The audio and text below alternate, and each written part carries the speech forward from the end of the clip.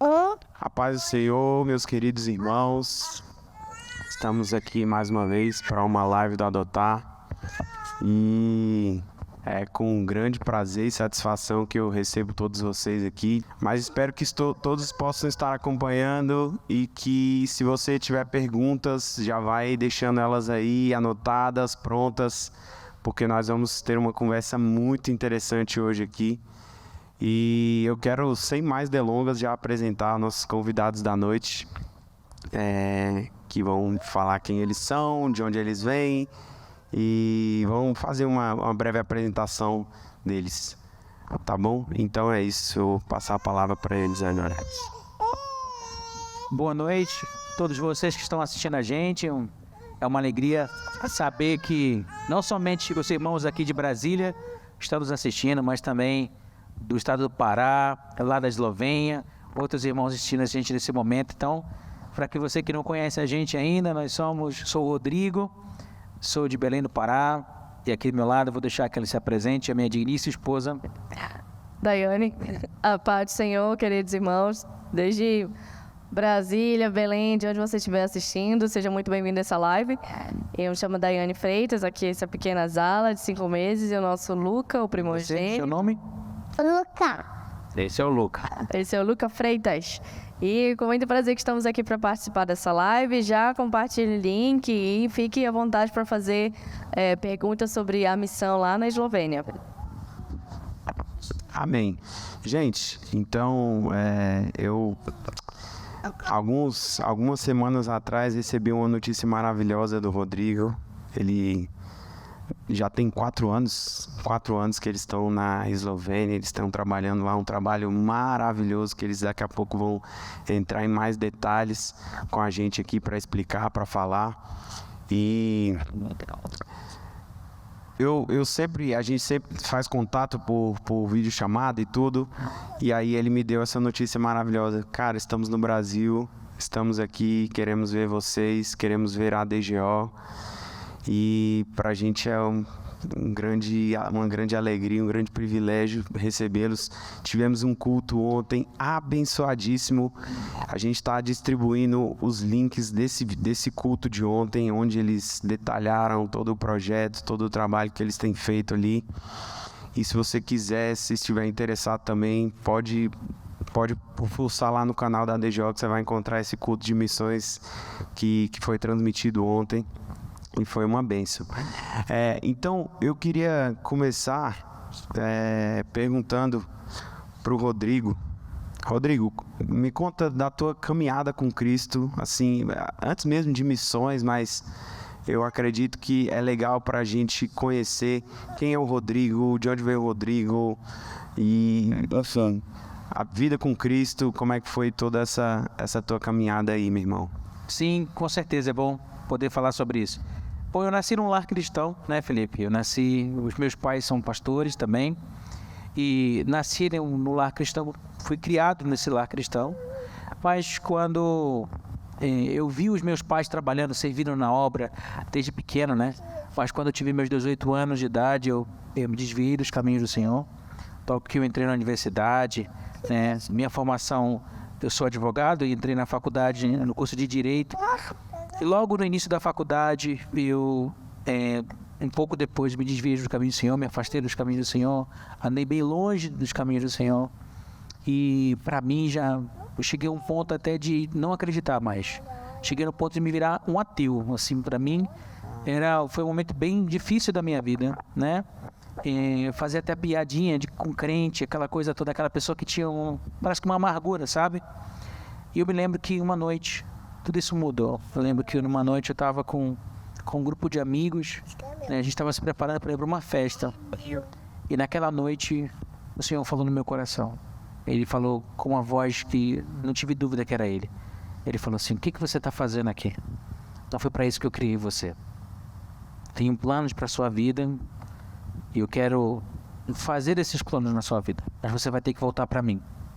Quando o Senhor falou isso, eu falei para os meus amigos e eles não acreditaram, acharam que eu estava ficando doido, louco. E eu disse para eles que aquilo acabava. Era a última noite que eu saía com eles, era a última vez que naquela noite eu iria voltar para casa da minha família, dos meus pais, porque durante esse tempo também eu saí de casa, estava morando sozinho num apartamento pequeno no kitnet, e eu estava já longe dos meus pais fazia um tempo, da minha família, com 18 anos de idade. E aí eu pedi para o Senhor naquela noite, já nem sabia mais orar. Disse assim: Senhor, eu não sei como falar, mas me dá a oportunidade de reencontrar a minha mãe e meu pai. Já estava um tempo sem falar com eles. Como eu posso reencontrá-los e me faz voltar para casa? E aí num dia de manhã eu estava indo na padaria, eu encontrei meu pai na padaria. Nós nos encontramos, ele olhou para mim, eu olhei para ele, e ele falou: meu filho, onde é que você está? Sua mãe está te procurando, estou te procurando. Já faz um tempo, sua mãe não dorme direito. Nós queremos que você vá para casa hoje. E ele falou: desde que você saiu de casa, eu tenho algo que tenho guardado para te entregar. E ele puxou no bolso da camisa dele, era a chave de casa. Ele disse assim: essa chave é sua, volta para casa hoje. E eu peguei a chave e falei: tá bom, eu vou voltar. Eu voltei lá para onde eu estava, arrumei a minha mala, coloquei tudo dentro e fui para casa dos meus pais. Quando cheguei lá, ainda estava aquele coração assim, preocupado, com orgulho, né? O que eles vão falar de mim porque eu retornei? Então, quando eu cheguei no apartamento deles, no prédio, eu coloquei minha mala na escada de incêndio, deixei lá para que eles não soubessem que eu tinha voltado de, como a gente chama de malicuia, né? Uhum. E aí, bati na porta, na campainha, minha mãe abriu, ela disse: por que você não abriu a porta? Você tem a chave. Aí eu disse: não, eu só vim fazer uma visita. Disse assim para ela, né? Eu entrei, sentei na sala, no sofá, e aí eu disse para ela assim: será que a senhora poderia me dar um pouquinho de água? Ela disse assim: você pode pegar água da geladeira porque essa é a sua casa. Você não precisa pedir. E aí, naquele momento, eu disse: mãe, pai, me perdoem. E foi uma choradeira só. A gente chorou na sala, meu pai, minha mãe. Era uma quarta-feira, Felipe. Meu pai trabalhando, minha mãe, estava todo mundo em casa esse dia. E na quarta-feira, meu pai olhou para mim e disse: hoje nós vamos para a praia. Todo mundo, vamos comemorar, celebrar. E nós fomos para a praia. Ficamos lá um dia na praia, nesse dia, celebrando a volta para casa. Me senti como filho pródigo. Depois disso, logo tempo depois, continuei terminando a universidade, continuei concluindo. Eu conheci logo em seguida a Daiane. E ela veio até a nossa casa, né? É a melhor amiga da minha irmã. Então o amor veio até a nossa casa, entendeu? Veio até na minha casa, bateu na porta de casa. Que bom, que bom. Fala um pouco sobre você também, Daiane. Conta a tua história, tuas origens. A minha história é bem diferente do Rodrigo. Eu já não cresci no lar cristão, cresci numa família bem, totalmente idólatra e bem mística, né?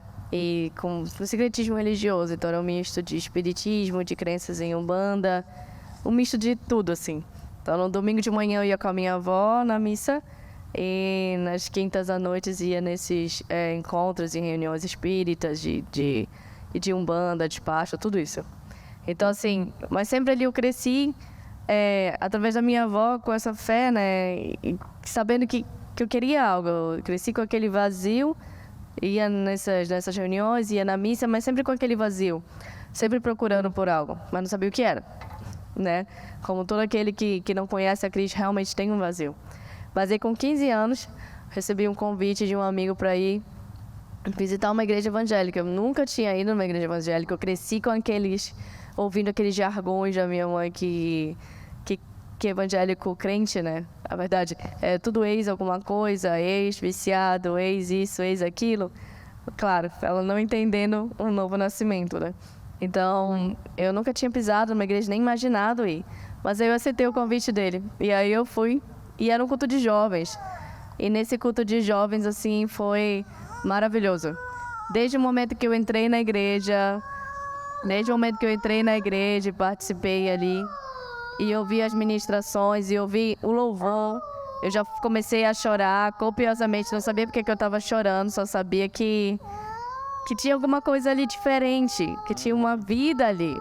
Eu olhei pelas paredes assim, procurando as imagens. Não tinha uma imagem de santo, não tinha a cruz com o Cristo crucificado. Não tinha nada, não tinha nada assim de estátua, né? Então eu ficava assim, o que tem aqui? O que isso aqui é diferente? E aí no final da administração, o um pregador perguntou quem gostaria de aceitar Jesus. Eu não entendi exatamente o que aquilo significava, mas eu fui lá na frente correndo, assim, chorando, como eu tinha. Foi o culto todo chorando, gente. Eu senti vida. E desde aquele momento, eu já tenho 34 anos, o Rodrigo também, e desde aquele momento, os meus 15 anos para cá, sigo caminhando com o Senhor.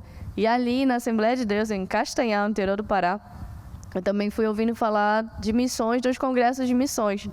E eu fui ficando, assim, apaixonada por ouvir todos aqueles testemunhos dos missionários que vinham de diversos lugares e compartilhavam sobre aquilo que Cristo estava fazendo em lugares tão diferentes.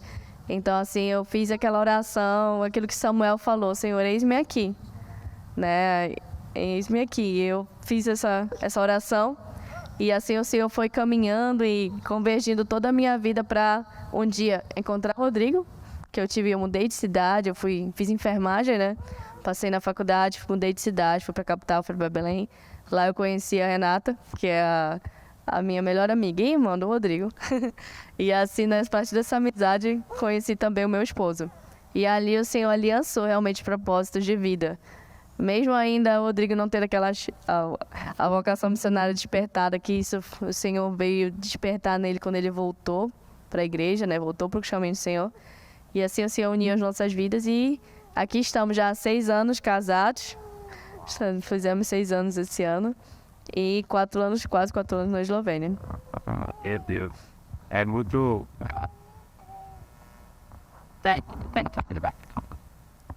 É muito incrível ver como Deus tem os propósitos dele na nossa vida, né? Deus, meu Deus, ele une propósito, ele une os caminhos das pessoas e eu fico impressionado. A gente já chamou vários missionários aqui, eles contam as histórias parecidas, mas é a primeira vez que eu ouço uma história de uma pessoa que estava fora dos caminhos do Senhor. Deus restaurou essa pessoa, colocou ainda na missão, colocou para fazer a missão que ele tem para essa pessoa. Então, para mim é muito incrível, assim. E o que eu fico pensando é como existem milhares e milhares de pessoas perdidas no mundo, milhares e milhares de pessoas que ainda não ouviram dessa coisa incrível que é, né, a salvação que a gente tem em Cristo Jesus, e como existe milhares e milhares de pessoas que, embora estejam dentro das igrejas, ainda não entenderam, assim, de que fala o Evangelho. É sobre o que o Evangelho? Porque parece que tem gente na igreja, assim, que está há 10, 20 anos na igreja e que ainda está naquela coisa assim, eu vou para a igreja, vou fazer meu cultinho ali, levantar minha mão, adorar a Deus, mas durante a semana vive a vida normal, vive a vida como qualquer outra pessoa viveria, independente do Evangelho, independente do cristianismo. Não testemunha para quem está perto dela, para quem está ao redor. E, meu Deus, é realmente muito triste. Eu vou tomar uma liberdade aqui nesse momento. A gente está com uma situação um pouco, né, fora do comum aqui por causa das crianças e tal. Então eu vou liberar a Daiane. Daiane vai ser liberada agora. E a gente vai dar prosseguimento aqui, eu e o Rodrigo conversando. Porque, gente, 2 crianças pequenas, vocês sabem como é que é difícil. Vocês sabem como é que é a coisa aqui. Então ela vai dar um apoio ali para eles e a gente vai continuar aqui. Vamos embora, estamos aí para responder. Se você está aí no chat também, vá perguntando o que você quiser saber sobre missões. Porque a gente já consegue ler aqui, né? Saber. Vai lendo aqui e vai vendo o que vocês estão interessados em saber. Por enquanto a gente está com pouca gente, na verdade. A gente está com bem pouca gente, mas estamos aguardando aí que mais pessoas possam se juntar a nós nessa live aí. E que Deus continue falando aos nossos corações. Gente, eu queria agora fazer uma pergunta para ti, Rodrigo, diretamente. Como que surgiu essa questão da Eslovênia na vida de vocês? Por que vocês se interessaram por essa nação, cara? Bom, primeiramente a gente já tinha, desde que a gente casou, né, a Daiane, muito mais do que eu antes da gente casar, ela já teve sempre esse desejo missionário, né? Eu via meus pais servindo como missionários, como pastores nos interiores do estado, e isso para mim me alegrava muito, né? Eu via que eles trocavam o conforto da casa deles para estar no meio do povo, para fazer o trabalho do Senhor. Aquilo foi um motivo de aprendizado para mim. Então, quando nós casamos, Daiane e eu, a gente já sabia que a gente um dia sairia para a missão. Antes mesmo da gente casar, a gente já tinha feito, já oramos juntos sobre isso. Na igreja que nós nos congregávamos, assumimos a Secretaria de Missões, então a gente estava bem envolvido com missões desde aquele tempo. Só não sabíamos para onde. Então começamos a orar direcionado. Senhor, para onde é que o Senhor quer que nós vamos? Para onde nós devemos ir, né? E pedimos ao Senhor para Ele nos mostrar através de oportunidades para a gente poder servir em curto prazo. Então, nesse tempo, eu estava trabalhando como um procurador fundacional. Minha esposa estava como enfermeira na universidade. E nós tínhamos nossas férias, né? E nós resolvemos dedicar as nossas férias para missões. Nós recebemos um convite de um missionário brasileiro também, que está com a sua família na Eslovênia vai fazer acho que mais de 8 anos. Eles nos convidaram para conhecer a Eslovênia e também não somente a Eslovênia, né? Mas dos Balcãs, descendo para os Balcãs, conhecendo outros países dos Balcãs, né? Então, na nossa viagem de férias, nós tivemos a oportunidade de conhecer não somente a Eslovênia, conhecemos a Croácia, conhecemos a Bósnia, conhecemos a Montenegro, Sérvia, fomos até a Grécia, a Áustria, a Alemanha. Todos esses lugares nós fomos visitando onde tinha um trabalho missionário, onde existia uma frente de trabalho, né? E foi quando a Eslovênia entrou no nosso coração. Porque nós passamos por todo esse lugar depois de um tempo de oração, o Senhor confirmou que poderia ser a Eslovênia, aquele lugar, né? E Ele mostrou pra gente por quê, né? Uma coisa que nos abalou foi o alto índice de suicídio, foi saber que numa população de 2 milhões de habitantes, um elevado número de suicídio, isso fez com que a gente pensasse que a gente pode fazer algo mais, principalmente na população mais jovem. O jovem está no nosso coração, a juventude sempre esteve no nosso coração, então fez a gente se mobilizar nesse sentido. Então nós começamos a orar por isso, e na época uma conversa com o meu pastor, também na nossa igreja. Meu pastor foi, assim, muito presente em todo esse processo. A nossa igreja foi presente nesse processo. Eles decidiram nos apoiar para missões, para o treinamento missionário. Eu comuniquei isso no meu trabalho com o meu chefe, né? E ele entendeu perfeitamente também. E tivemos esse período de preparação antes de chegar na Eslovênia. Estivemos em São Paulo, em São José dos Campos, durante a UEM Brasil, onde nós estávamos, para servir em missões, né? Nós começamos a nos preparar, ficamos lá por 1 ano, nos preparando para o curso missionário. E depois disso nós fomos para o curso de inglês voltado para missões. Então, surgiu, na verdade, missões no nosso coração quando nós nos colocamos, nos dissemos sim para as oportunidades de servir em curto prazo. Por isso que eu acho que a viagem de curto prazo, para quem está querendo saber para onde vai servir, é muito interessante, para descobrir exatamente para onde essa pessoa pode servir, onde ela pode usar os seus talentos para levar o nome do Senhor. Show de bola. Gente, isso aí que o Rodrigo falou é uma chave muito legal pra gente, né, Rodrigo?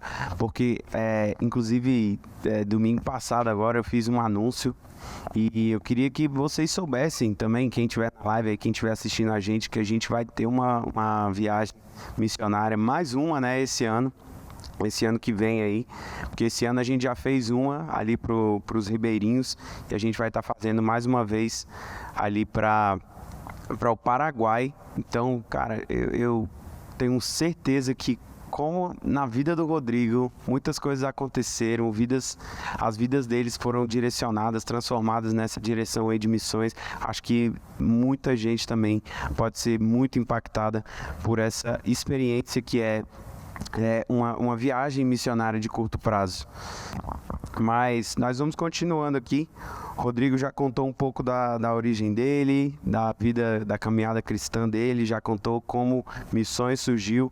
E tem uma coisa que entra na minha... que eu fico... assim, porque acho que alguns irmãos já sabem também, eu tenho muito um desejo de fazer missões, de ser um missionário. E Deus colocou muito forte no meu coração o Japão, a nação japonesa. Eu quero ir para lá, quero trabalhar com eles, assim como na Eslovênia existe um alto índice de jovens que se suicidam lá, tanto é que eles falam disso como se fosse uma coisa natural. Se tal coisa não der certo, eu vou me suicidar mesmo, tá de boa, tá tranquilo, como se fosse uma coisa assim normal e corriqueira do dia a dia deles. E eu queria saber, Rodrigo, de ti, como que você fez desde o início? Como é que foi o apoio da agência? Vocês entraram primeiro apoiando um trabalho e aí depois vocês começaram a desenvolver seu próprio projeto ali. Explica pra gente esse passo a passo no campo. E eu... Até minha dúvida, né? Isso aí já fica a minha dúvida aqui, porque às vezes eu fico pensando nisso, como é que eu vou fazer quando eu chegar lá, o que eu vou desenvolver. E, claro, a gente tem planos e milhares de planos, mas às vezes a gente chega na realidade de um país e a gente vai se deparar com outra situação, totalmente diferente do que aquilo que a gente estava pensando. Vou trabalhar dessa tal e tal forma aqui. Mas conta pra mim tua experiência nessa questão do trabalho lá, por favor. Bom, sem dúvida, Felipe, é fundamental, eu acredito, a participação da agência missionária na vida da preparação do missionário. Primeiro porque quando esse missionário ele vai sair para o campo, ele precisa conhecer antecipadamente alguns elementos desse campo que ele está indo. Ele precisa saber quem já está trabalhando lá, precisa saber se já tem uma equipe que está trabalhando lá, precisa saber que quando ele vai chegar, se ele vai chegar para tentar inventar algo novo, se na verdade alguém já está fazendo isso. Porque quando a gente não vai sem essas informações, a gente chega lá pensando que a gente vai revolucionar. E quando a gente chega lá, a gente pode ser mais do mesmo. Então, é importante saber quem está lá antes. E a agência missionária, ela te ajuda nisso. Ela ajuda a preparar, saber se tem times próximos, se tem missionários que estão ali, talvez que não são da sua denominação, são de outras denominações, mas que podem se comunicar com você, né? Então, a agência missionária, eu creio que ela é fundamental.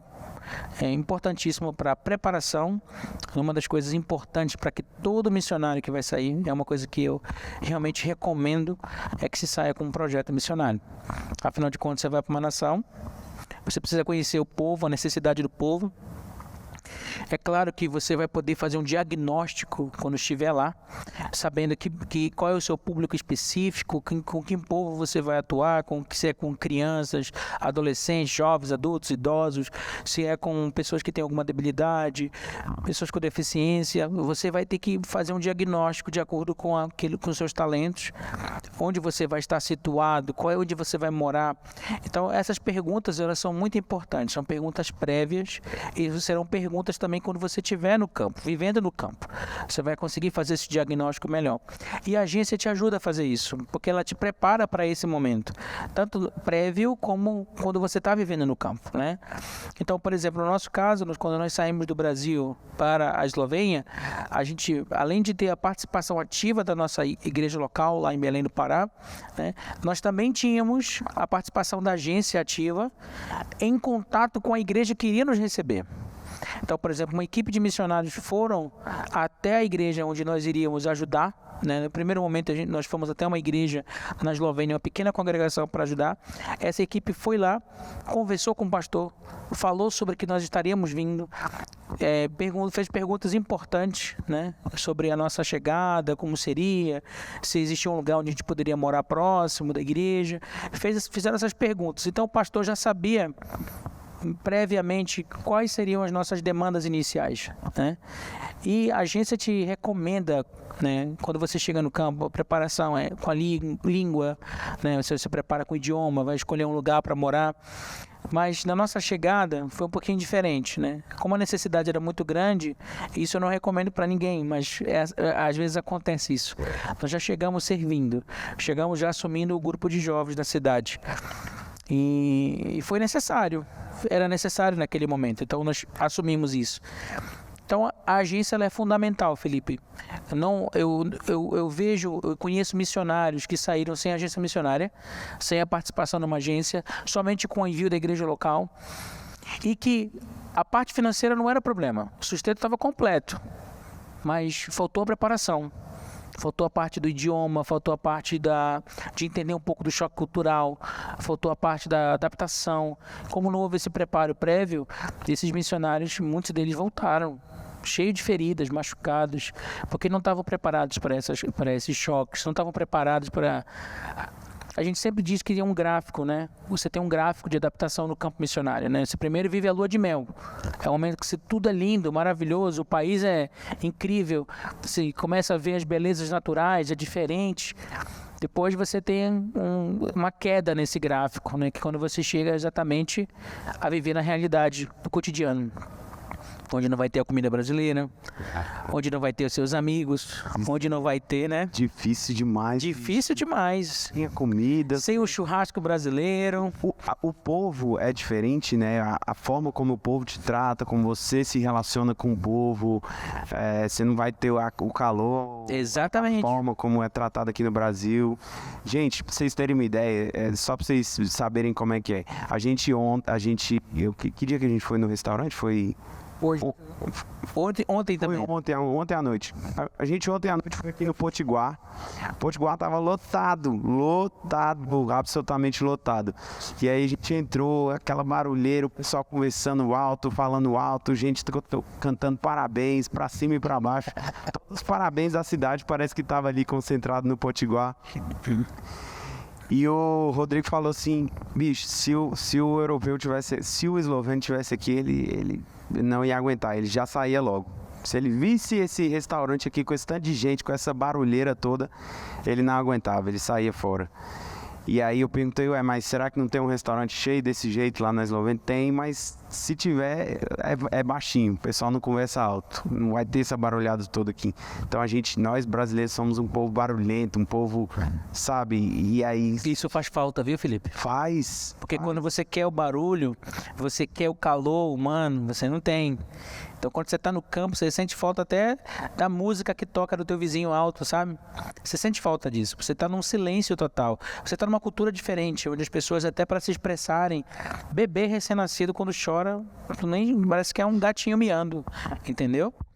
Porque a cultura, ela é diferente em todas as esferas, né? E a gente começa a perceber isso quando a gente vive no campo.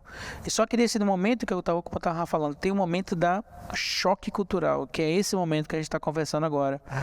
É o momento que você começa a perceber que a lua de mel acabou. Que o país que era bonito agora se tornou feio, porque agora você está morando ali. Uma coisa é quando você está de passagem, outra coisa é quando você vai morar ali, viver ali, trabalhar no meio daquele povo, né? Olhar para aquelas pessoas e tentar entender a mente delas, entender o coração delas, o que é que elas estão procurando. E isso se torna ainda mais desafiador quando você vai para uma nação desenvolvida ou economicamente estável, vamos dizer assim, onde o missionário, muitas vezes, ele não vai ser a pessoa que vai estar na melhor condição do que o local. Por exemplo, em alguns países, quando o missionário vai, por exemplo, vai para o continente africano ou vai para outros lugares, a condição do missionário às vezes é melhor do que a do local. E por conta disso, por a situação dele ser melhor do que o local desperta imediatamente a atenção do local. Tem um missionário africano que ele dizia assim, né, que toda vez que ele fazia as ações, ele dizia assim, barriga vazia não tem ouvidos. Ele dizia isso porque toda vez que ele levava assistência social, imediatamente ele era ouvido por todos da comunidade, tinha atenção das crianças, dos jovens, dos adultos. Mas quando você vai para uma nação onde, na verdade, você é o que precisa, você tem que ter muito mais estratégia para chegar nessas pessoas, porque é você que, economicamente falando, você é o que precisa. Então, por que eu tenho que te dar ouvidos? Me fala, Felipe, se você chegasse, por exemplo, por que eu vou dar ouvido para alguém que chegou aqui na Europa, onde a gente vive bem, me falando sobre Jesus? Para que eu preciso de Jesus se eu tenho tudo? Aparentemente, né? Eles acham que ele tem tudo. Então, é um desafio bem grande. Então, nessa esfera, né, aí vem as estratégias que o Senhor dá. o Senhor dá a estratégia. A gente não consegue entender porque, por exemplo, ainda existe uma barreira muito grande, por isso existe uma barreira muito grande quando a gente fala de missões transculturais, para falar de Europa, existe uma barreira muito grande ainda no meio da igreja, né? Porque para que para a Europa? É mais caro, vamos mandar aqui para a África, vamos mandar para a Ásia, vamos mandar para a América do Sul. Coisa, é tipo assim, vamos para a Europa, porque manda um missionário para a Europa, você pensa que ele tá indo para umas férias, né? Uma coisa assim mais de oba-oba e tal. Exatamente, vai mudar de vida, quer morar melhor, né? Tem todas essas concepções, ainda existe muito disso. Mas a gente tem que lembrar que quando o Senhor falou, ide e pregar o evangelho a toda criatura, quando ele falou nesse ide, ele falou para ir a Samaria, Judeia e até os confins da terra, até o confim da terra, né? Então, se a gente está falando de Samaria, Judeia até confins da terra, Europa é confins da terra. Europa, continente europeu, asiático, qualquer lugar confins da terra. E Europa, na verdade, para quebrar um pouco esse conceito de Europa, a gente tem que entender que a Europa hoje talvez vai ser o que o Brasil, se a gente não abrir nosso olho agora, talvez o Brasil vai ser a Europa de agora, em alguns anos. Porque o que aconteceu com a Europa? O evangelho nasceu na Europa. A Reforma protestante foi ali, a Alemanha, aí começou a se espalhar para os países da Europa e o protestantismo tinha uma força avassaladora naqueles primeiros anos ali. Tanto é que vários países, eles têm na sua constituição, na criação dessas nações, eles têm conceitos, né, cristãos e tal, mas hoje em dia eles se afastaram completamente, a Europa está totalmente afastada, né, e aí eu, já baseado nisso aí que tu falou, eu queria que tu explicasse um pouco pra gente como é essa relação do europeu, do esloveno, no teu caso, com o evangelho. Como é que é isso? Como é que eles lidam com isso? Bom, como você falou, já dando continuidade ao que você disse, o evangelho hoje na Europa, a gente pode dizer que em muitos lugares o coração de muitos se esfriou. A gente já pode estar falando de nações pós-cristãs, onde, como o Lidório fala, ele fala dessa sociedade líquida, onde os relacionamentos, eles estão cada vez mais efêmeros, as pessoas não têm profundidade nas coisas, opiniões são rasas, Então a gente vive nesse contexto europeu, onde a desconfiança, com as religiões, no geral, se tornou muito grande. Daí porque o número de ateus é gigantesco. O ateísmo cresceu assustadoramente na Europa, tanto no meio da juventude, nos adultos, idosos. A gente percebe um contexto onde as pessoas preferem acreditar naquilo que elas têm, nas coisas materiais, do que acreditar realmente na razão do viver delas, que é o nosso Senhor e Salvador Jesus Cristo. Mas a pandemia mostrou uma realidade diferente para a Europa. Talvez a gente consiga, se a gente conseguir ver algo positivo na pandemia, eu posso dizer que a pandemia foi oportunidade para a gente que estava no campo. Oportunidade de falar de Jesus, porque esses europeus, quando eles perceberam que o dinheiro deles não era suficiente para comprar cura, eles perceberam que o dinheiro não resolvia nada. E começaram a ver as pessoas morrendo, tendo dinheiro. E começaram a se perguntar, por que isso está acontecendo? Por que eu não posso evitar isso? Quem pode evitar isso? Então, essas perguntas gerou para nós a oportunidade de falar de Jesus. E isso gerou grande oportunidade de crescimento do Evangelho em muitos desses lugares. Então, o europeu, no geral, ele se apega muito às filosofias naturalistas, Ele se apega muito à nova era, isso é uma coisa muito forte lá, Se apega também a esses valores, bruxaria, tem muito essas coisas assim, como a gente chama, são de essas crenças, Essas crenças, essas fora da realidade cristã. Isso é muito elevado o número de casos dessa natureza. Esse é o europeu hoje, Posso dizer, no meio da juventude também não é diferente. E assim, é uma coisa... Você falou de feitiçaria, essas coisas de como se fosse, essas coisas assim meio que crendices e tal. Isso é uma coisa aberta ou é uma coisa meio oculta? Aberta. Aberta. Eu estava passeando no centro da cidade um dia, estava uma loja aberta e estavam lá vendendo os livros de ritual satânico, ensinando uma mulher fazendo uma pequena oficina de como você faz o ritual satânico, ensinando como sacrifica animais, ensinando como você pode fazer isso para ter cura, ensinando como fazer as estrelas de 5 pontas, abertamente livros para a pessoa comprar no centro da cidade. E era grande o número de gente curiosa. Era muito grande o número de gente curiosa para saber o que era aquilo ali. Nas casas, Felipe, hoje existem, tanto no meio nos europeus, eles têm muitos amuletos de proteção, né? Por exemplo, lá na Eslovênia eles têm as bruxas. As bruxas são um amuleto de proteção. Então as pessoas compram uma bruxa e colocam atrás da porta. Ela acredita que aquilo vai proteger eles. Ou as pessoas colocam uma aranha do lado de fora da casa, pendurada na parede, e dizem que aquilo ali também vai trazer sorte para a família. Eles acreditam muito nisso. Então existe muito esses rituais assim pagãos, esses ídolos que eles fazem, esses totens para crer naquilo ali. Meu Deus do céu. Rodrigo, me fala que tem um irmão aqui fazendo uma pergunta, irmão Davi Neri, fez uma pergunta assim, que ele leu num artigo sobre ciganos na Eslovênia, que eles são muito marginalizados, né? E aí acho que tu pode entrar um pouco nessa questão. E ele quer saber como que é pregar para esse povo, sabendo que pode ter muita resistência. Muito legal, irmão Davi, essa pergunta. O esloveno, ele não considera o cigano, que também é esloveno, como esloveno. Ele considera ele a parte da cultura, considera alguém fora da cultura. Tanto é verdade isso, essa é uma tradição cultural, histórica no meio deles, porque os ciganos, né, os ciganos que estão na Eslovênia hoje, eles vieram, dentre outros lugares, da Índia, vieram mesclados com o da Romênia, e eles são chamados de romanis, né? Esse grupo romani. Só que esse grupo romani não é mais, como a gente já ouviu falar de cigano, né? O cigano são povos nômades. Esses povos não são mais nômades, eles já se estabeleceram na Eslovênia. Então eles já têm ali conquistado direitos do governo, têm propriedade privada, eles têm bens, né? Eles têm assistência social do governo, têm ajuda financeira. E o esloveno não gosta disso. Para ele, o governo deveria rejeitar o cigano. Ele não deveria ser aceito pela sociedade. Então, a realidade é que você vai ver muito o cigano morando afastado do esloveno. Então, você vai ver tipo como se fossem assentamentos, né?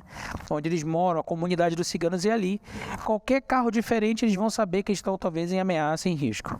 Então, trabalhar com ciganos é saber que eles sempre está preparado para alguma coisa que vai afetar ou algo que vai trazer perigo para a família deles. Tanto é verdade que eles se protegem, né? Os ciganos, como eles vivem hoje, né?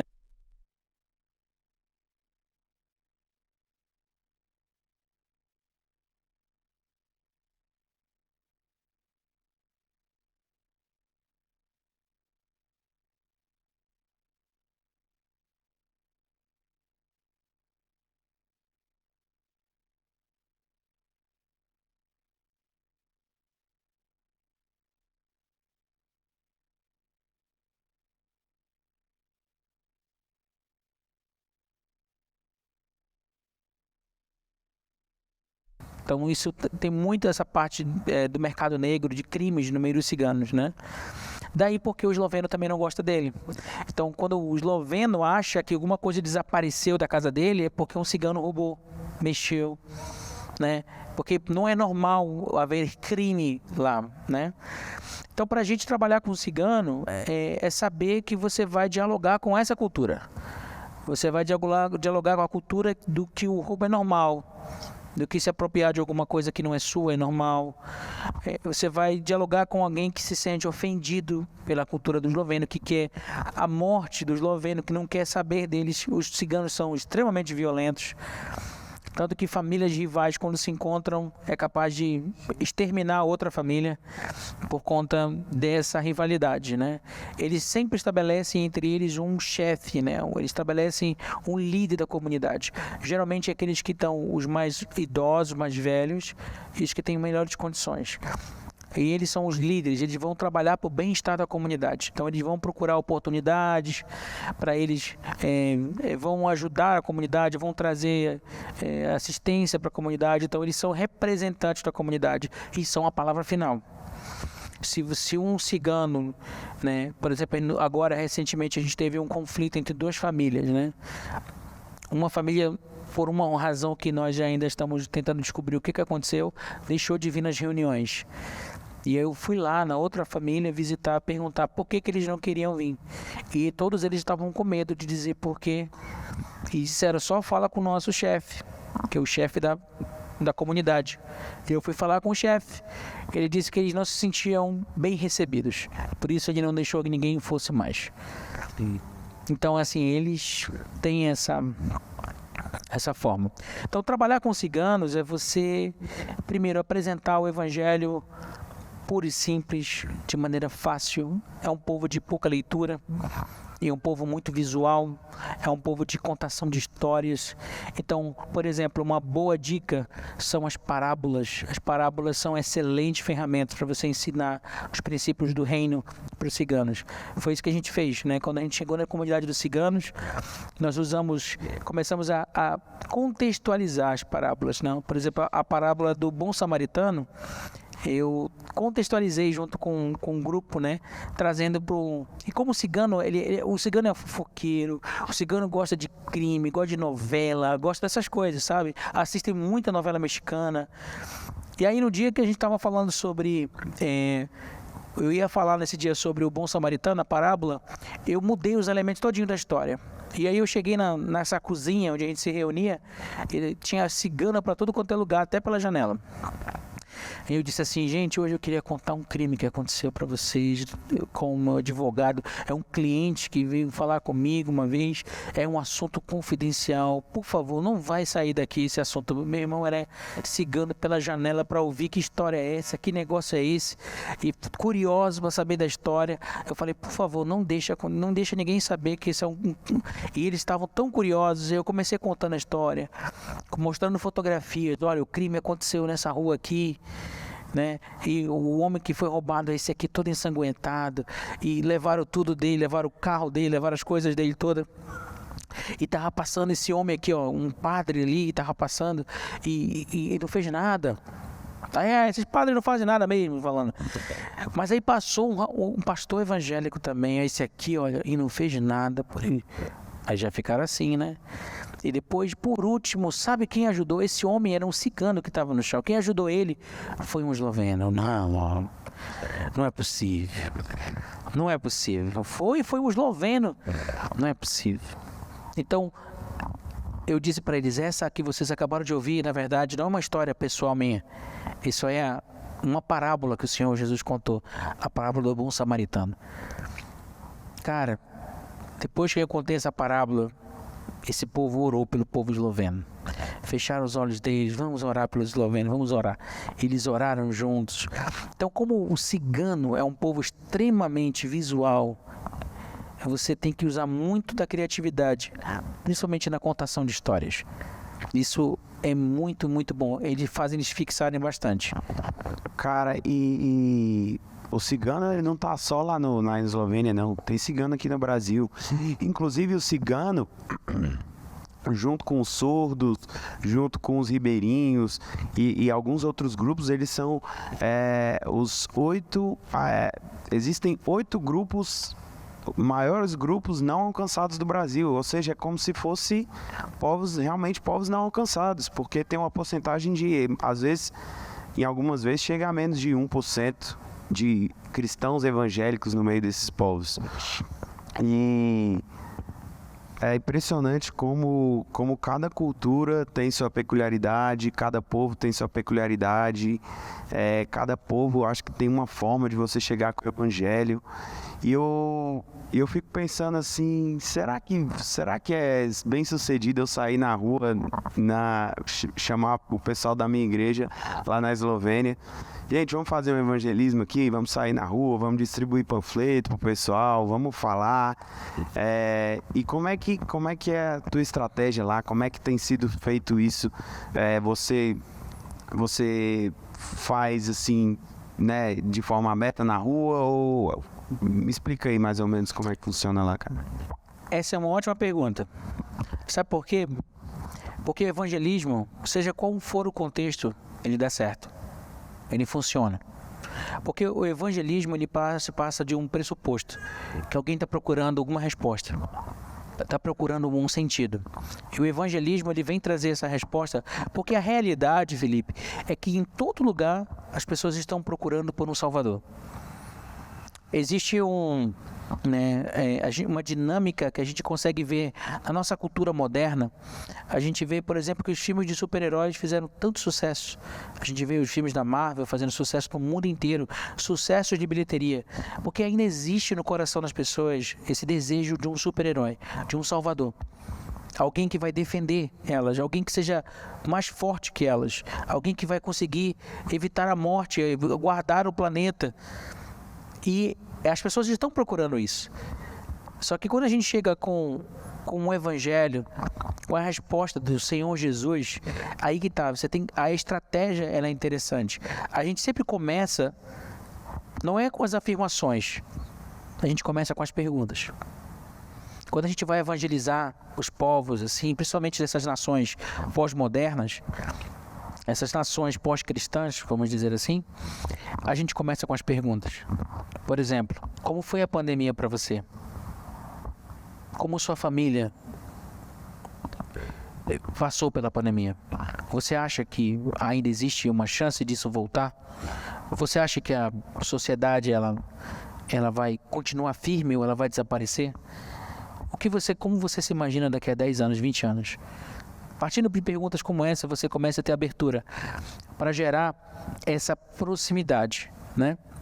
Essa proximidade é maravilhosa. Então, a primeira que a gente tem que fazer com as pessoas que estão fora do nosso contexto é gerar essa conexão.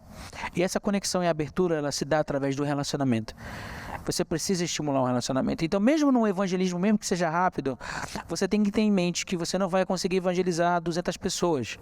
Mas talvez se você conseguir evangelizar 5 dessas pessoas, bem, conhecendo essas pessoas, é muito mais eficaz. Então o evangelismo, quando a gente olha o potencial que ele pode ser um alcance de massa se você tem um atrativo. Se você tem uma banda tocando, alguém, como por exemplo, tem um grupo lá na Itália, eu estou tentando trazer eles para a Eslovênia, eles fazem um show pirotécnico, né? Cospem fogo no centro da cidade, e as pessoas vêm, se aproximam, ficam interessadas naquilo, e naquele determinado momento a equipe de evangelismo sai. Depois que ele acabou de cuspir fogo, pensando que é um show de rua, mas na verdade é um evangelismo. Então, você usa estratégias como, por exemplo, o futebol brasileiro, você usa alguma música brasileira, atrativos culturais que vai trazer esse povo de primeiro momento, aí você vem depois em seguida, né, com o evangelismo. Então, sim, funciona, mas é preciso ser estratégico para isso. Você lembra lá de Paulo, quando ele estava lá em Atenas, né? Quando ele estava pregando o evangelho, ele usou o Deus desconhecido, que o povo sabia que tinha sido feito alguma coisa por eles, mas não sabia o nome de quem era o Deus, e Paulo usa essa estratégia para poder evangelizar aquele povo. Então nós também temos que nos valer das estratégias, conhecer a história do povo, conhecer a cultura, o que eles estão pensando, o que está passando no coração deles, e lembrar que eles são seres humanos. Se a gente olhar para essas pessoas como objeto de trabalho, eu quero converter aquela pessoa, não importa o que aconteça, eu tenho que converter, você vai olhar para a pessoa como um objeto. Você não vai olhar ela como um ser humano, uma pessoa. A gente não está com uma caderneta anotando o número de pessoas que a gente conseguiu trazer para Jesus. A gente está só anotando quantas pessoas eu vou apresentar o Evangelho. É isso. A gente apresenta o Evangelho. Como eu ministrei aqui no domingo, né? Somos entregadores de convite. Só entregamos o convite. O trabalho do Espírito Santo te convencer. Cara, que coisa linda, né? E eu queria saber de ti, Rodrigo, como que começou o trabalho lá? Assim, porque eu vi que vocês têm um trabalho muito forte com os jovens, com os ciganos também, né? E eu acho que depois você pode explicar um pouco como é que começou com os ciganos e tal, mas os grupos, como é que foi se formando, como é que vocês... Porque, gente, para quem não teve aqui ontem à noite, o Rodrigo me contou que ele assumiu, assim que ele chegou lá, ele já assumiu um trabalho. Conta essa história aí, Rodrigo, conta isso aí. Bom, quando a gente estava chegando, assim que a gente aterrissou na Eslovênia, a gente tinha um planejamento, nosso plano era passar um ano conhecendo a cultura, a língua, mas a gente não teve tempo para isso. Quando a gente chegou, a primeira coisa que a gente fez foi o pastor da igreja local chamar a gente lá na frente para apresentar e dizer: agora nós temos os nossos pastores de jovens que assumem aqui o líder dos jovens, e é isso. Então, a partir de amanhã eles já começam e tudo mais, vai ter reunião com os jovens. E aí eu perguntei: pastor, e os jovens? Cadê os jovens? Tá ali atrás. E os jovens eram os 2 filhos do pastor. Eram esses 2. Né? Gente, rapidão, só um parênteses aqui. Pelo amor de Deus, você chega num país, você não conhece língua, você não conhece cultura, você não conhece nada. E já vai assumir um trabalho com os jovens. Tipo assim, eu acredito que deve ter sido um momento meio amedrontador para você. Totalmente. Totalmente amedrontador. Primeiro porque eu tinha acabado de sair do curso de inglês, né? Então eu ainda estava me adaptando ao inglês, aprendendo a usar o inglês melhor. E já assumi jovens, que jovem fala muito rápido, fala muito sotaque, fala muita gíria, eles falam esloveno, né? Mas eles falam muito bem inglês também, os jovens eslovenos falam muito bem inglês. E assumir esse jovem, saber como você vai ganhar o coração dele, o que ele está pensando. Então a gente começou a fazer reuniões todos os sábados, mesmo com 2, né? E depois os filhos do missionário também, que estavam lá, o missionário brasileiro, também vieram participar das reuniões, né? Então, com esse pequeno grupo, logo a gente foi expandindo, convidando os amigos deles. Fomos trazendo os amigos dos filhos do pastor, os amigos do filho do missionário. Fomos trazendo para uma programação diferente. Eles estavam acostumados com um tipo de programação, que era a programação igual dos adultos. Chegar no culto, sentar, participar, cantar, louvar e ir embora. Eles não estavam acostumados a gente fazer um game hoje aqui. Hoje a gente vai fazer, vamos fazer uma dinâmica. Hoje a gente vai falar sobre namoro, vamos falar sobre sexualidade, vamos falar sobre isso. Esses tópicos assim a gente nem tocava. Eles, assim, era algo muito tradicional. Ainda que o pastor fosse, o pastor Clemen, ele sempre foi assim, muito aberto, disse assim, eu chegava para ele, pastor Clemen, eu estava pensando, sabe o que, fazer uma noite de videogame aqui na igreja, ligar a televisão, jogar botar um FIFA aqui, chamar os jovens para eles jogarem através desse dia, ver o que ele, ter relacionamento com eles e convidá-los para o culto de jovens. O que o senhor acha? Pode fazer. O que você quer? A caixa de som? O que você quer? Por que você precisa? O videogame pode pegar do meu filho, que tem lá, traz, tá ótimo. Ele sempre foi muito aberto para isso. Então, essas estratégias funcionaram. E um dia, o pastor Clemen chegou para mim e disse assim: Rodrigo, o que tu acha de tu fazer um acampamento de jovens para a Eslovênia inteira? Porque o acampamento que geralmente acontece, ele foi cancelado. O que você acha de fazer um acampamento? Peraí, para o país inteiro? O país inteiro. Anunciar um evento nacional de juventude. Meu Deus do céu, cara. Primeira vez que ele chegou para ti com essa Primeira vez que ele chegou com essa ideia. E eu falei assim: pastor, eu gostei da ideia. Vamos fazer, preciso da sua ajuda. Vamos fazer. Então faz o seguinte, eu falei, eu vou orar sobre isso. Eu orei, o Senhor direcionou algumas pessoas para nos ajudarem. E a gente divulgou, assim, nas redes sociais, abertamente para a nação inteira. É uma nação pequena, diga-se de passagem, são 2 milhões de habitantes. Mas o resultado foi que nós tivemos nesse primeiro, assim, para um desconhecido, estrangeiro, missionário, nós tivemos 26 jovens. Uau. Que foi para a gente, assim, algo revolucionário. Então eles começaram a vir, participaram do acampamento. Foi o primeiro acampamento que a gente fez. Foi maravilhoso, foi muito bom. O resultado foi incrível. Nós batizamos nesse primeiro acampamento 7 pessoas. Uau! Sim, foi muito bom. Muitos deles aceitaram a Jesus também ali. E foi um tempo incrível. E a gente não conseguiu isso sozinho. Foi parceria com missionários, com a igreja local, com irmãos que estavam ali. Diga-se de passagem, é importante dizer isso. A gente não faz nada sozinho. e com o apoio da igreja brasileira, sempre orando. Quando a gente compartilhou tanto para a nossa igreja local lá em Belém, como a nossa igreja aqui, né? Vocês orando também com a gente sobre isso, né? Orando para que todos esses projetos dessem certo. E o que eu vejo é isso, Felipe, essa unidade, ela funciona. Tanto de missionário com a igreja local, como as igrejas brasileiras, né? Poxa, por exemplo, eu sou lá de Belém, uma igreja de Belém, e vocês sentiram a verdade da comunicação do evangelho na gente, entenderam o que a gente estava fazendo, abraçaram a gente, adotaram a gente como está aqui, né?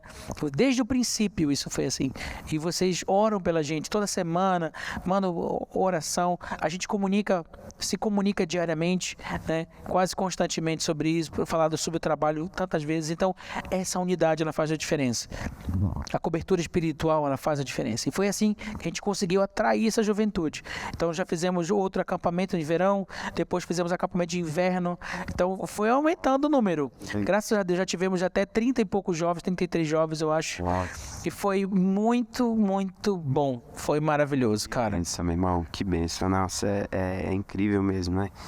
E olha, eu vou aproveitar que o Rodrigo fez essa deixa aqui pro Adotar. E quero puxar esse gancho aqui. E teve uma irmã que fez a pergunta aqui no nosso chat. Ela perguntou: quando é que vai ser a próxima viagem? Ó, só para quem está ao vivo aqui com a gente saber, a nossa próxima viagem vai ser em maio de 2023. Em maio nós vamos para o Paraguai. Maio foi a única época que a gente conseguiu encontrar assim que fosse um clima mais ameno, um clima tranquilo, aceitável para a gente estar lá, porque fora desse período seria ou muito quente ou muito frio. Mas o Rodrigo falou aqui agora dessa questão de, olha, a gente não faz nada sozinho.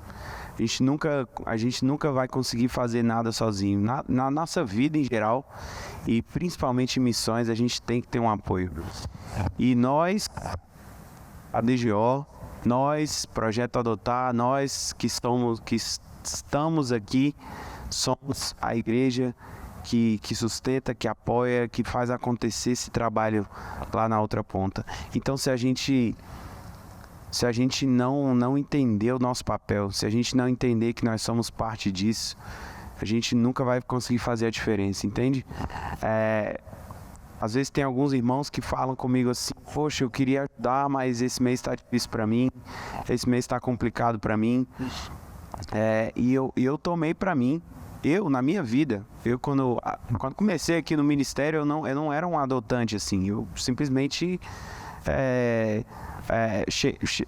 Antes de eu assumir, né, o papel de ministro de missões, eu não era um adotante ainda. E aí quando eu cheguei, eu comecei a fazer uma ofertazinha pequena e tal, e sempre tinha um perrengue ou outro. Mas aí eu passei a tomar uma atitude diferente em relação a isso. Conversei com meu pai me explicou: cara, a oferta para Deus é primícias. Quando você oferta para Deus, quando você coloca na obra dele, é primícias. Então eu peguei isso para mim, eu falei: minhas primícias vão ser dízimo e oferta. Eu vou pegar, na hora que entrou o dinheiro na minha conta, primeira coisa, dízimo e oferta.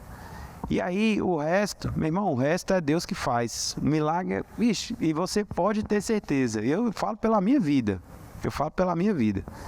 Assim, que Deus faz, mas a coisa acontece, você consegue pagar. Às vezes, tem vezes que sobra dinheiro, eu fico assim: como é que sobrou dinheiro, bicho? Como é que a gente conseguiu pagar tal coisa? E eu fico me perguntando. Mas esse foi um princípio que eu estabeleci na minha vida. Primícias. Às vezes a gente pensa assim: vou adotar, sei lá, R$100. Quero fazer um adotar de R$100. Quero fazer um adotar de R$1.000. Meu irmão, não faça o adotar que você não vai conseguir continuar. Porque o missionário, ele tem necessidade todo mês. Ele não tem necessidade de um mês só e no próximo já não tem. É muito comum a pessoa que se engaja, se emociona aqui no culto. O Rodrigo falou ontem, foi lindo, foi maravilhoso. Cara, eu quero participar dessa obra. Bicho, Deus me dê a força para participar. Só que se você coloca isso no seu coração e você participa um mês, aí no próximo você: meu Deus, tá difícil, eu não vou conseguir esse mês. Meu irmão, não. Esse não é o caminho certo. O caminho certo é, primeiro de tudo, você estabelecer isso como uma primícia para você. Estabelece isso como uma primícia e você vai ver como que Deus vai abrir a porta, Deus vai fazer a coisa incrível acontecer na sua vida por meio dessa sua dedicação na obra dele. E eu quero te lembrar disso. Mas quanto mais se a gente se envolver nessa obra, a coisa que é mais importante, mais além de, quero fazer uma oferta grande, gigante, vou trazer para o adotar aqui, ganhei uma causa na justiça, vou trazer 20 mil reais para adotar. Irmão, glória a Deus, bênção que você vai trazer essa oferta, mas aquela oferta que pinga ali todo mês, essa é realmente a oferta que faz a diferença. A oferta que está ali todo mês, e se você continua sendo fiel, eu não estou dizendo que Deus recompensa a gente baseado naquilo que a gente faz por Ele ou não, porque a gente não vai fazer, a gente não vai dar oferta esperando que Deus vai dar o retorno para a gente nesse sentido, porque, Deus, eu fui fiel, você tem que ser fiel comigo. Não, a gente não tem esse direito de cobrar nada de Deus. Mas essa oferta fiel, ela faz a diferença na sua vida e na vida do missionário. E pode ter certeza que eles sentem, eles percebem essa diferença na vida deles. Então, isso não precisa ser um peso, entende? Isso não precisa ser um peso para você, isso pode ser algo muito simples, muito tranquilo, não precisa ser um valor absurdo, mas se for um valor que você consegue contribuir mensalmente, sem falhar, sem perder, Deus vai te recompensar poderosamente, pode ter certeza disso. Eu queria até fazer um parênteses sobre isso. Legal que você está falando sobre isso. E dizer assim, isso é tão poderoso, a lógica do reino é tão poderosa sobre dar e receber, que como diz na palavra de Deus, que é melhor dar do que receber. Isso é tão poderoso que eu mesmo, como missionário, não posso deixar de experimentar isso, como é maravilhoso fazer isso. Então, eu como missionário, não estou isento de também contribuir. Eu não estou isento de ofertar, eu não estou isento de dizimar, não estou isento de abençoar outros missionários. Sabe por quê? Porque o mandamento é para todos. Não é porque eu sou missionário, que eu estou lá no campo, vou dizer assim, agora tem que ser abençoado pelos irmãos, eles têm que me sustentar, eles têm que me dar um irmão, estou passando fome, me ajuda aqui. Não. A lógica do reino não é essa. A lógica do reino é que eu sou um cristão como qualquer outro. Não tem diferença. Eu sou apoiado pela igreja, glória a Jesus, apoiado por vocês, pela nossa igreja local lá no Belém, glória a Jesus. Mas também eu tenho o dever de abençoar outros. Tenho o dever de semear. E essa lógica, meu irmão, ela é tão poderosa que eu queria fazer um parênteses sobre isso. Agora, poucos meses antes de chegar no Brasil, nós nos mudamos de cidade. Nós fomos para a cidade de Maribor, que é uma cidade que fica mais perto da Áustria. E o Senhor colocou no meu coração que a casa onde nós estaríamos morando, eu tinha que abençoar a vida de outro missionário, do Quênia. E aí eu disse assim, mas Senhor, nem tem outra casa para ir para Maribor, tudo. O Senhor abençoa a vida desse missionário. Chamei o missionário na nossa casa, servimos um café para ele, para que você saiba o que eu estou querendo explicar para você bem, você entender bem. A Eslovênia é muito preconceituosa com pessoas negras. Então, é difícil para um missionário ainda vindo do Quênia, do continente africano, conseguir alugar casa fácil, abrir conta, é porque eles têm muito preconceito. Eles são muito preconceituosos. E eu chamei eles, sabendo dessa dificuldade. Porque eles estavam morando numa casa que durante o inverno a casa não passava de 16 graus. Ficava muito frio, eles estavam usando jaqueta dentro de casa. Eu chamei eles, fomos tomar café, eu falei, vocês gostam dessa casa aqui? Essa casa é benção e tal, eles já tinham vindo outras vezes. Pois essa casa vai ser de vocês vão morar aqui nessa casa. Mas como? Vou falar com o dono da casa, deixa comigo que eu vou ajeitar tudo. E vocês vão morar onde? Não sei, mas o Senhor botou no nosso coração, que é para vocês virem para cá. E deu tudo certo para esses missionários virem morar. Essa casa que a gente morava, a gente pagava 350 euros. Era uma casa muito bonita, 2 andares, grande, barato para 350 euros, realidade eslovena. E aí nós fomos para Maribor procurar um lugar para morar. Achamos um lugar para morar e o cara queria 600 euros pela casa. Um apartamento menor, 2 quartos, e a gente olhava para a nossa casa, 350, 2 andares, e ia para um lugar. Mas quando a gente está dentro de propósito do Senhor, dentro da vontade dele, a gente não se preocupa, porque a gente sabe que ele vai agir. E aí, falei com o dono da casa, perguntei se ele poderia dar um desconto e tudo mais. Foi aqui, foi ali, e falou, dá para fazer por 520 euros para vocês. Mas quando a gente assina o contrato, eu já disse assim, a gente precisa assinar. E eu falei, como é que vai funcionar esse contrato? Ele falou, você vai ter que dar 3 meses adiantados. Ou seja, 1.560 euros, assim, ó, de uma vez. Sendo que a gente não tinha nem para uma, quanto mais para 3. E eu falei assim para ele, a gente pode assinar esse contrato semana que vem. Eu falei pela fé isso, Felipe, confesso para ti. Quarta-feira, semana que vem. Tá bom. Aí semana foi passando, e a gente de olho na conta. Vai oferta, vem ofertas, vem daqui. Oh, meu Deus, vamos lá, adotar lá na igreja. Vamos lá, né? Orando, né, Felipe? E aí, mano, chegou uma oferta. Realmente do Brasil. E aí a gente olhou, e eu falo isso abertamente aqui nessa live, a gente olhou para aquele recurso, não era ainda o suficiente, mas a gente também apoia outros missionários, né? Um pouquinho para cada um. A gente pensou, a gente guarda esse dinheiro para completar o valor necessário, juntar mais, ou a gente abençoa os missionários? Na hora, a resposta foi clara, minha Dai, vamos continuar abençoando os missionários. Então, demos todo o dinheiro que a gente tinha. Era uma oferta, não era muito grande, era pequena, mas a gente já passou para os outros missionários. E aí, parece uma lógica louca, né? Tu vai ter que pagar um aluguel, 3 aluguéis daqui a uma semana, e tu vai dar o dinheiro que tu tem na conta, em vez de tu guardar para somar com outro, mas tu vai abençoar outros missionários. Como isso? Mas essa é a lógica do reino. E aí chegou sexta-feira, Felipe, e eu falei, agora vamos lá no banco. Fomos lá com a gerente, levamos até as crianças, arrumamos a criança bonitinha para conseguir um empréstimo no banco. Botamos o Luca todo perfumado, ajeitado, cabelo. Chegou lá no banco, a gerente veio, abraçou o Luca, que gosta do Luca, gosta da Zala. Eu falei, a gente veio aqui para pedir um empréstimo, a gente precisa de um empréstimo, será que... Ah, pera só um momento, ela verificou no computador lá.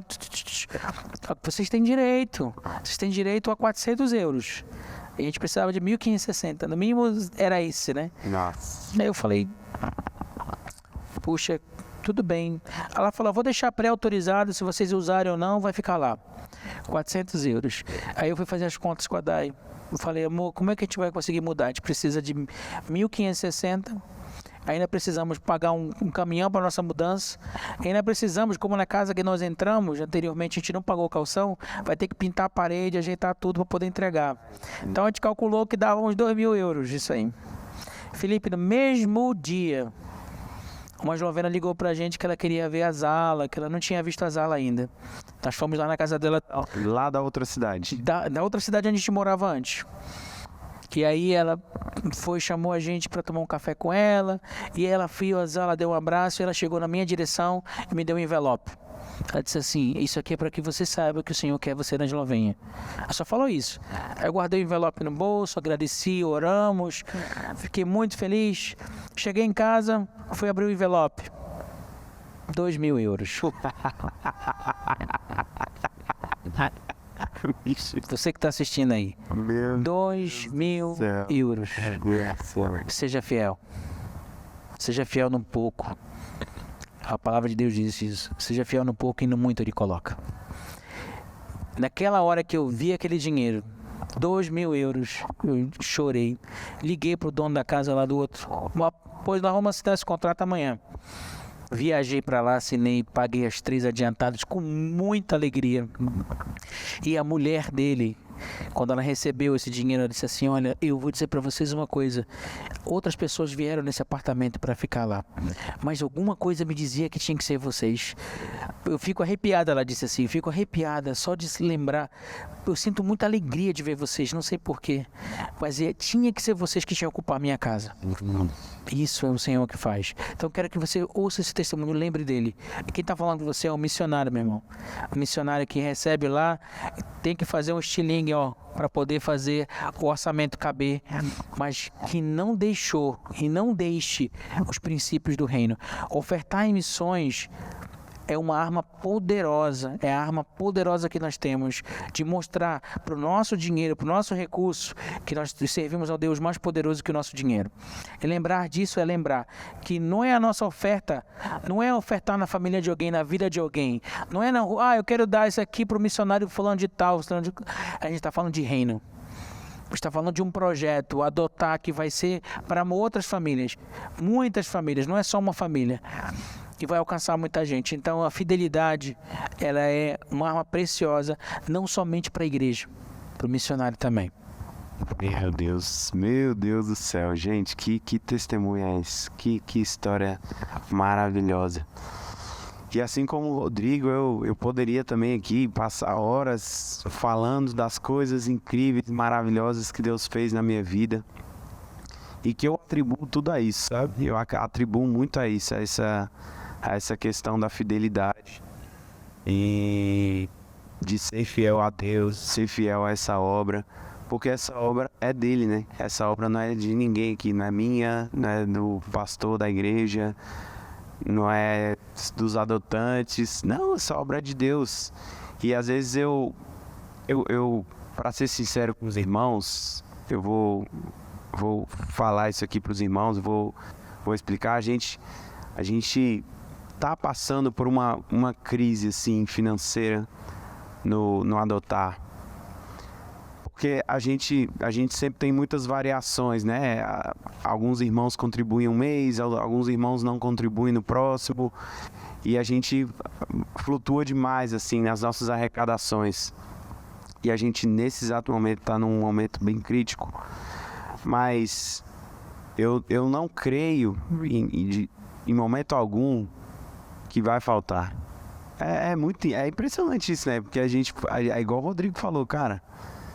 É você ter uma confiança que vai além do que você está vendo. Você pega o dinheiro, cara, vamos guardar isso aqui. Não, vamos dar para um missionário, vamos abençoar o missionário. Tem que ter uma confiança que vai além daquilo que a gente vê. É a fé, isso é a fé. E eu tenho fé de que não é pelo dinheiro, não é pelos recursos, porque o recurso, ele pertence a Deus. Deus é o dono do ouro e da prata e ele pode fazer a coisa. Mas aí eu quero trazer para você que está com a gente nessa live, se Deus te tocou, se ainda você está com a gente nesse momento, eu quero te lembrar de uma coisa. Eu quero te falar esse fato agora. O Rodrigo e a Daiane, eles vão sair para a Eslovênia. Agora, início de dezembro, eles vão estar saindo para a Eslovênia. E eles não têm a passagem deles completa ainda. O Rodrigo tá assim, cara, isso aqui tá com cheiro de milagre. Eu tô sentindo cheiro de milagre no ar. Tem cheiro de milagre no ar aqui. Tem alguma coisa diferente. Eu acredito muito nisso, mas eu acredito piamente também que nós somos a resposta. Eu e vocês, cada um de nós somos a resposta. Às vezes a gente fica pedindo assim, Deus, traz uma solução, Senhor, abre uma porta, faz uma coisa diferente, Senhor, faz algo, Deus, que ninguém nunca viu acontecer. E aí Deus, muitas vezes, Deus está falando com a gente e a gente não quer ouvir. A gente resolve, não quero ouvir, não estou disposto a ouvir isso, porque a gente não quer, às vezes, abrir mão daquilo que é fácil pra gente. Mas nós somos a resposta. Deus está falando isso pra gente. Muitas vezes ele fala, vocês são a resposta, você é a resposta. A oração que a gente está pedindo, uma resposta de uma causa, de uma coisa, muitas vezes a gente é essa resposta, entende? Então, se você está com a gente, eu quero que você coloque isso no seu coração, pense sobre isso. Pense que você também é a resposta. Não tô pedindo para você vender sua casa e trazer as ofertas. Isso aqui não é sobre isso. Mas se Deus colocou no seu coração, faça alguma coisa. A gente fica aberto. E se você quiser fazer uma oferta por meio do Adotar, pode fazer. Faz um Pix para o nosso Pix, mas se você quiser fazer direto para o Rodrigo também, pode fazer. Você quer passar o Pix, Rodrigo, para o pessoal? Quem quiser fazer uma contribuição? Sem problema.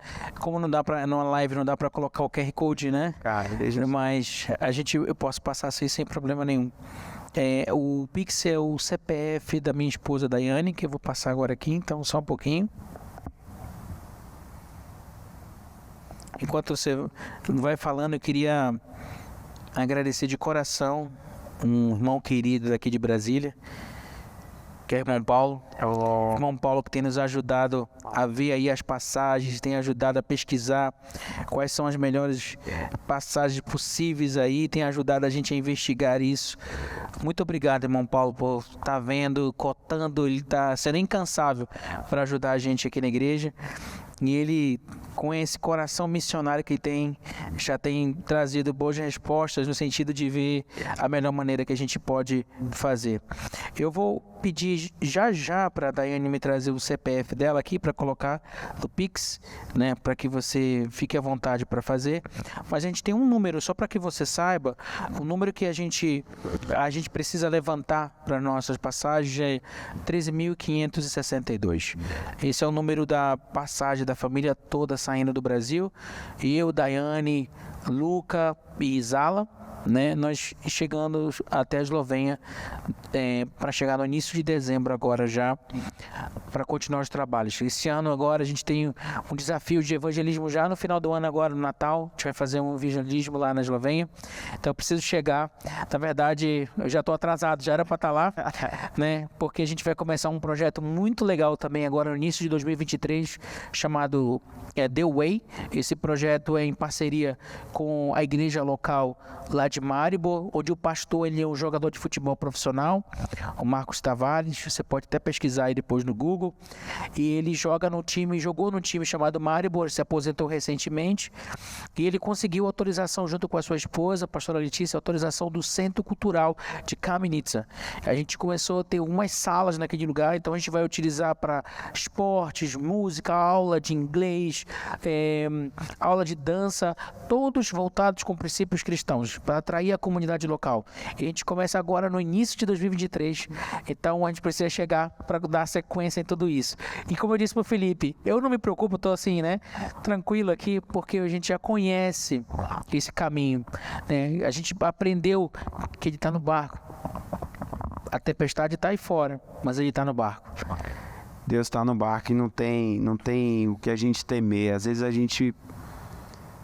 Eu não sei se vocês já passaram por isso, mas eu já passei por várias situações que eu olhava o tamanho do gigante assim, eu ficava pensando, santo Deus, o que tu vai fazer aqui, Jesus? Faz um milagre grande, porque eu estou precisando. Às vezes a gente olha o tamanho do gigante e pensa que não vai dar para superar, mas o nosso Deus é maior, a gente tem que acreditar nisso. Estamos chegando ao fim da nossa live. Se você ver aí na descrição do grupo, já foi colocado o Pix. O Pix já foi colocado na descrição do grupo. Se você quiser transferir para essa família, abençoe eles. Vai ser uma bênção. E eu acredito que Deus não tem bênção só para eles, tem bênção para você também. Conforme a gente estava falando aqui, nós somos resposta, né? Nós somos resposta para as necessidades. Rodrigo, cara, sensacional, um grande prazer estar contigo aqui. A gente já está chegando aí para 9h40. Nossa. Mais ou menos o tempo aí que a gente começou, tá dando uma hora e pouco. Então, muito obrigado a todos, quem esteve conosco, que Deus abençoe vocês. E a gente continua nessa batalha, a gente continua crendo que Deus é o Senhor dessa obra e que Ele que vai continuar fazendo, amém? Que Deus abençoe a cada um dos irmãos. Rodrigão, se tu quiser dar uma mensagem final aí, dá aí. Eu quero agradecer a cada um dos irmãos da DGO. Eu quero agradecer aos irmãos que nós fomos tomar aquele café maravilhoso missionário, foi muito bom. A gente teve a oportunidade de compartilhar também um pouco da Eslovênia. Quero agradecer o carinho de cada irmão. Nós sentimos amados por vocês aqui. nessa igreja abençoada. Quero dizer a todos vocês que acolheram a gente, que nos adotam aqui também, que oram por nós. Muito obrigado pelas orações, pela intercessão, pelas ofertas, pelo tempo dedicado, por todo o carinho. Hoje eu cheguei de manhã, quando a gente chegou na rua, lá na casa que nós estávamos, tinha deixado uma caixa de sapato, uma sapatilha para Daiane lá. Foi tão bonito de ver isso. Obrigado, meus irmãos, por isso. Obrigado por esse carinho. E queria dizer para vocês que a gente também está lá na Eslovênia representando vocês. Quando nós fazemos o que fazemos, a gente está levando o reino, mas representando também cada um de vocês. Por isso eu quero que vocês se sintam parte disso também. Se sintam pertencentes. Diga, eu tenho um trabalho, nós temos um trabalho lá na Eslovênia. E você tem um lugar para estar na Eslovênia. Você tem um quarto para você lá na Eslovênia. Ofereça as suas férias para missões. Venha ficar com a gente um tempo, venha passar aí uma temporada servindo em missões com seus talentos, vai ser muito bom.